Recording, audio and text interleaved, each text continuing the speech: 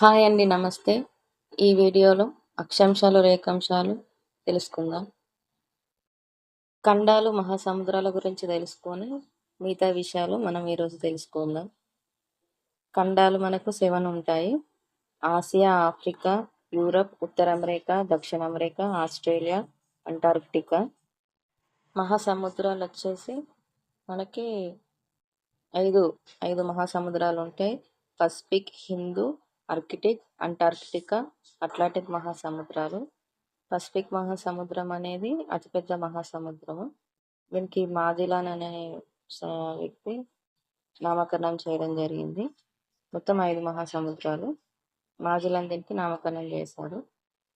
ఈ 7 కాంటినెంట్స్, ఇవి ఓషన్స్ ఏమో 5 ఓషన్స్.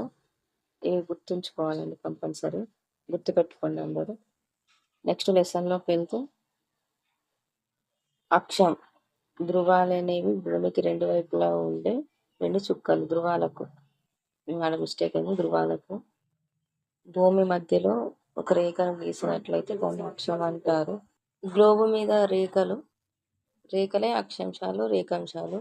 అక్షాంశాల నుంచి భూమికి అడ్డంగా పడమర నుంచి తూర్పుకు గీయబడిన రేఖలు అక్షాంశాలు. మిగతావి రేఖాంశాలు. అక్షాంశాలు, రేఖాంశాల గురించి డెఫినేషన్స్, వాటి గురించి ఎక్స్ప్లెనేషన్ అనేది ఒకసారి చూసుకోండి. క్లారిటీగా అర్థమవుతుందా అండి? నా రైటింగ్ మీకు అర్థమవుతుందా? ఈ అక్షాంశాలు, రేఖాంశాలు కలిపి గ్లోబును ఒక వలలాగా కప్పబడి ఉన్నాయి.